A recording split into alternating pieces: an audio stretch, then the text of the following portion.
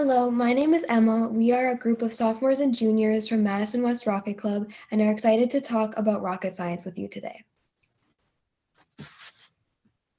Our club is open for freshmen through seniors at West. We participate in rocketry competitions, outreach, and fundraising. It is a great way to get to know more people at West and participate in science and engineering competitions. Our club participates in 3 main programs. In NASA Student Launch, we build a small sounding rocket with a scientific payload, working the entire year with NASA engineers and passing 3 exams in front of the NASA Review Board. In the American Rocketry Challenge, we design a rocket to carry an egg to 800 feet without breaking. And finally, in Rocket for Schools, we design a scientific payload for an 8 feet tall rocket, build both the payload and the rocket, and fly over Lake Michigan.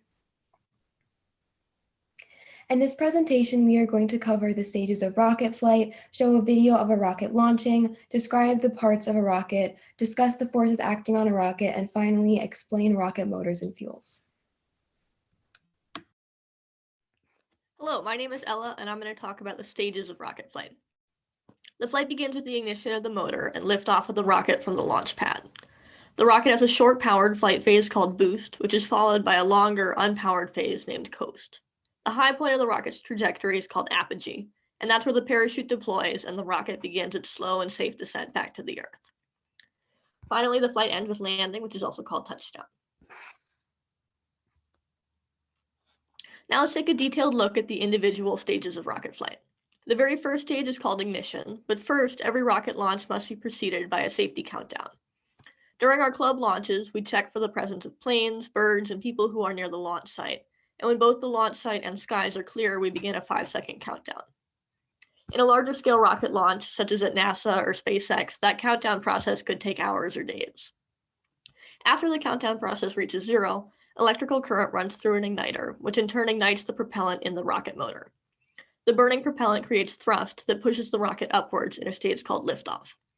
Liftoff technically happens the moment that the rocket has completely left the launch pad, which is important because that's when the rocket begins to direct itself.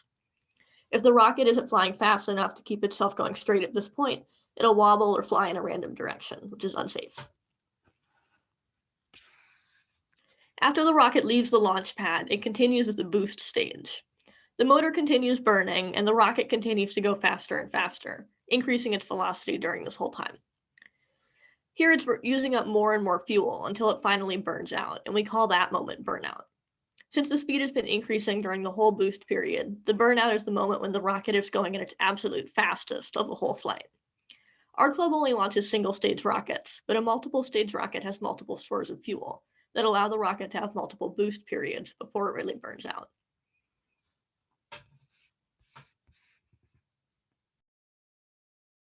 Hello, I'm Amelia, and I will be continuing the stages of rocket flight section.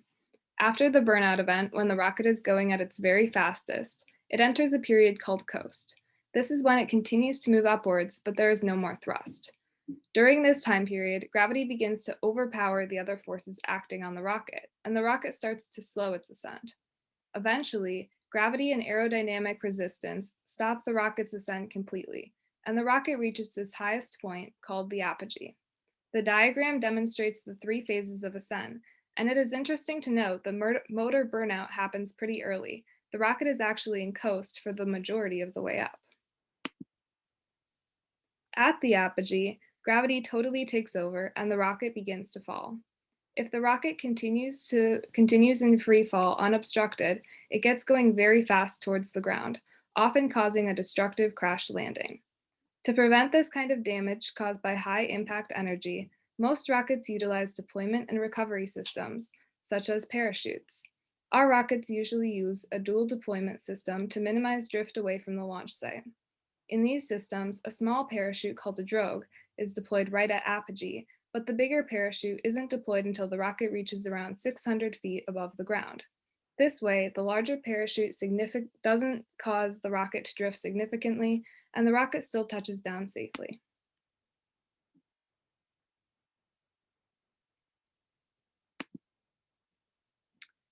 And now the moment you've all been waiting for, the actual rocket flight. Hopefully this video you can see.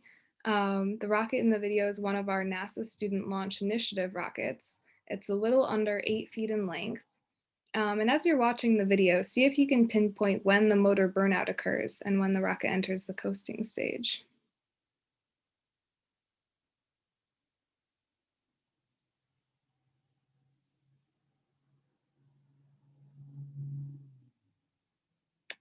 If the video isn't working, maybe we'll link it in the email and you can watch it on your own.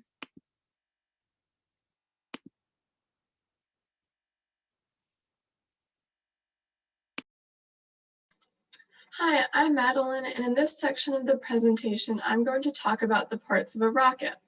On this slide, we have two diagrams for completed rockets, one that is between 2 and 3 feet in length, and one that is between 6 and 7 feet in length. Notice that the big and small rockets are similar in most of their aspects, but the bigger rocket has two parachutes, with the smaller parachute used to bring the rocket quickly down near the ground, and then the bigger parachute deployed to slow the rocket down to a safe landing speed. On the right, we have a picture of the constructed rockets before being launched.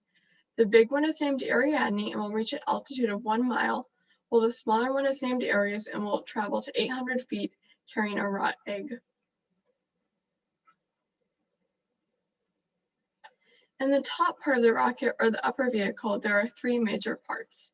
The nose cone helps to reduce aerodynamic drag, or the resistance of the atmosphere against the movement of the rocket. To do this, the nose cone is pointed, similar to the shape of an arrow or a plane.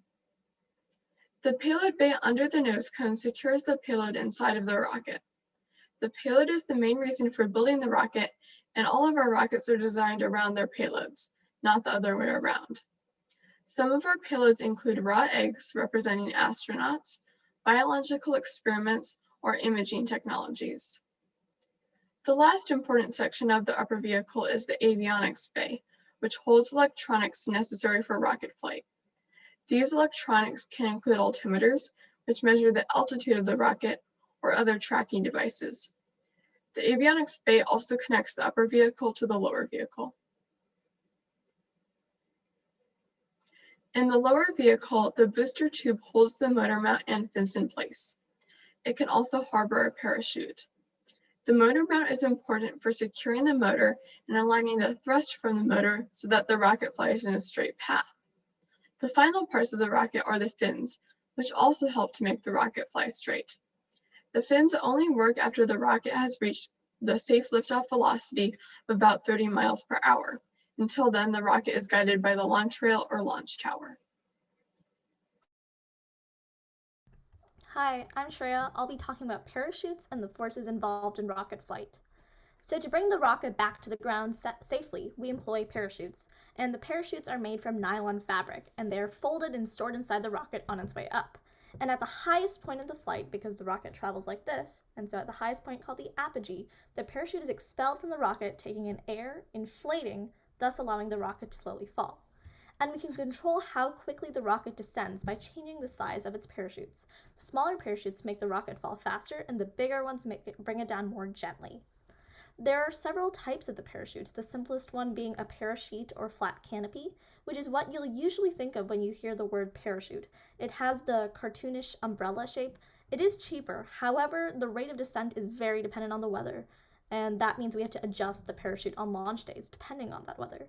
Another type of parachute is called a true canopy, and because it's more spherical, it's very stable and not dependent on weather, and it might seem like a better choice, however, it can be a more expensive choice since it takes more space inside the rocket. And rockets experience three major forces: aerodynamic drag, thrust, and gravity. Thrust propels the rocket upwards. In our rockets, this force comes from the solid propellant motor, and it only lasts for a few seconds. Then we have two forces counteracting thrust, and one of them is called drag. Since the rocket in flight is pushing air molecules out of the way, since it's going like this and the air molecules are being pushed, the resistance from those molecules slows down that movement, and it's this air resistance which is called aerodynamic drag. The other force that counteracts thrust is called gravity, and gravity is constantly pulling us back to the Earth, and the same is true for rockets in flight. It forces them to descend, which is very helpful since it allows the rocket to return to the Earth. We don't want them to just fly away forever.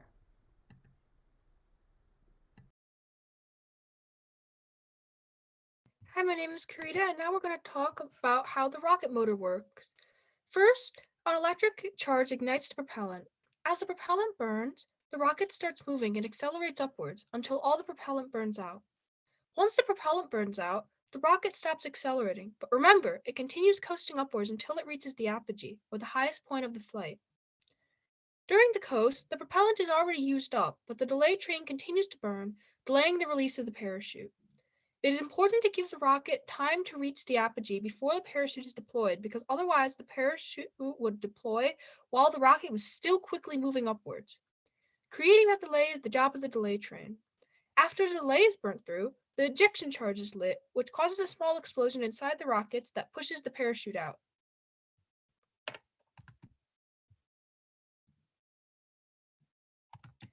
This picture right here shows us what we call a thrust curve. It tells us how the motor thrust changes with time. A typical motor reaches high thrust immediately after ignition, giving the rocket sufficient speed for a safe liftoff. The motor then burns at about a consistent rate for a short period of time, after which the motor thrust quickly decreases and finally the motor burns out. For our rockets, this takes mere seconds, but bigger rockets like NASA's rockets have motors that burn for a few minutes. Our rockets only accelerate for about a quarter of the time they're moving upwards. They spend most of the time coasting until the apogee.